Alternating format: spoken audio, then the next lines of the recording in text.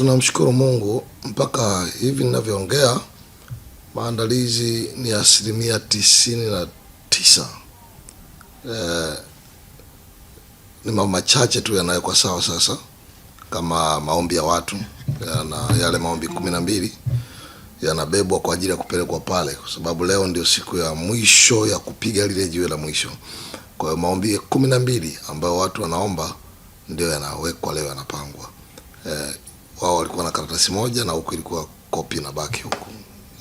Wanaweka original hapa, copy anaenda nayo na unatiki yale ambayo Mungu amekutendea katika mwaka huu. Kwa watu wengi Mungu amewatendea.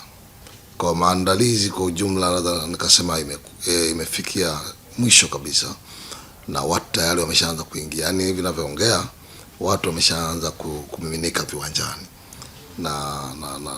Naamini maisha ya watu yatamuona Bwana. Siku hii ya leo ndio mwanzo wa miaka kwenu. Kwa tunapovuka mwaka lazima tunajua tunaanza mwaka na kila kitu chetu. Ndio maana lazima uvuke na chako. Kuna watu wanavuka mwaka, anavuka na magonjwa. Magonjwa sio chako. Anavuka na umaskini, sio wako.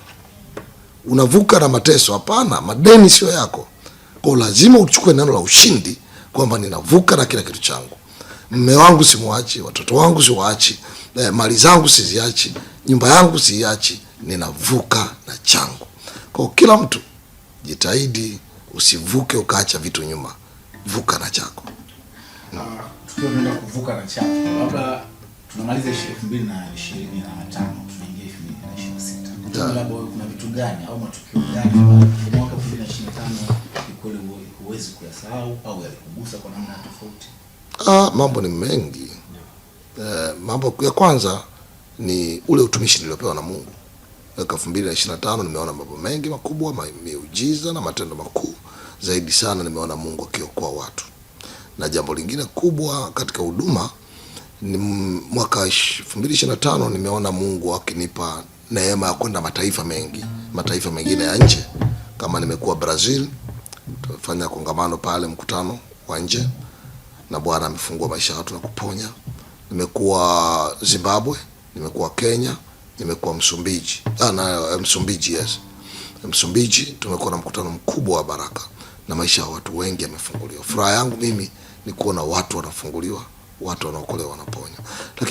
Lakini vile vile nimeona Mungu akitufanikisha.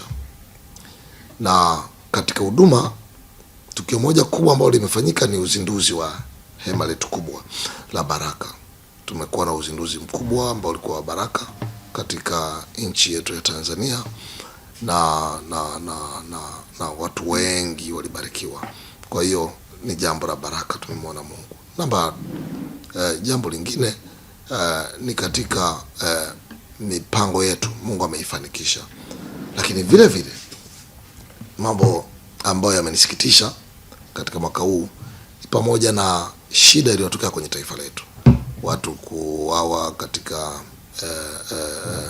uchaguzi, kipindi cha uchaguzi, vurugu zilizotokea, watu kuuawa, sio jambo la kufurahisha katika taifa. Kwa hiyo lituhuzunisha sana.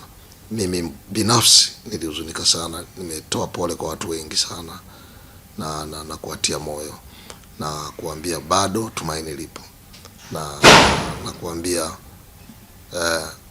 amani ya Mungu ikitawala moyo wako utakuwa salama, kwa sababu mshtuko uliotokea kila mtu ashitushwe katika nchi, na wengine wanataka kupata shida ya kuumia, lakini moyo wako uliumia. Kwa hiyo Watanzania kwa ujumla pamoja na mimi ninaamini kila mtu, ili tukio ni picha mbaya kwenye maisha yake ambayo katika mwaka huu ilikuwa sio alama njema, lakini tunaamini Mungu atatusaidia kama taifa. Na kuna watu wanaolalamikia mtumishi, wanasema kuna muda muongee mmekaa kimya. Sidhani kama hatujaongea. Wanataka tuongee nini? Kwa sababu tumeongea madhabahuni kuwatia watu moyo na kuambia watu. Mimi na binafsi nimeongea kwa upande wa walioumia, nikawatia moyo. Kwa upande wa serikali tumeshauri kwamba ni vema sana mambo yaishe kwa kukaa, na hekima ni bora kuliko nguvu.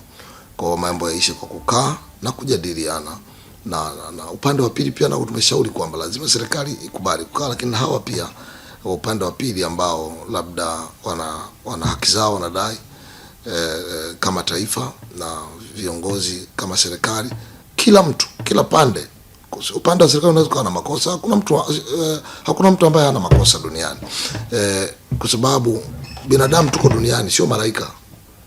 Dunia ndio hii tulionayo, na kama tutafanya jambo lolote ni vizuri kulimaliza kwa kukaa chini, kwa sababu maandiko yanasema hekima ni bora kuliko nguvu. Kwa hiyo tumeshauri tunapokuwa upande wa serikali, unajua wakati mwingine mtu anataka labda tuongee vile anavyotaka tuongee, lakini ni vyema sana hekima ikitumika, na kuna mambo ambayo unaweza kuongea na kuna mambo ambayo unaweza kushauri serikali wazi, lakini pia kuna mambo unaweza kushauri pembeni kwamba hili jambo likikaa hivi ni baraka. Kwa hiyo tunapokuwa viongozi wa dini tunahitaji wisdom sana, na wisdom inajenga, haibomoi. Kwa hiyo mimi nafikiri wanaposema watu hatujaongea, wanaotufuatilia kwenye ibada, kwenye TV tumeongea. Maana yake mimi sehemu yangu mara nyingi ni madhabahuni, na madhabahuni unahitaji hekima ya kuongea, kwa sababu ukikosea pia waweza kuleta shida nyingine ambayo haitakuwa njema. Kwa upande wa serikali tumeshauri, upande wa watu ambao ndugu zetu wote vijana Gen Z tumeshauri pia kwamba upande huu ukikubali kukaa na upande huu ukikubali kukaa, naamini tutajenga taifa. Kwa tunahitaji kulijenga taifa kwa amani, lakini ili tujenge taifa kwa amani tunahitaji kuanza hekima. Hekima kitangulia itatujenga. Tunaingia 2026, unaona nini? Au ni yapi ambayo unasema haya 2026 lazima yaweze kufanyika? Mimi kama mtumishi wa Mungu, cha kwanza ninaona ni mikutano mikubwa ya Injili na watu kuokolewa. Naona revival ya maisha, watu kufunguliwa, kuokolewa, Tanzania kubadilika, cha kwanza, na duniani kote.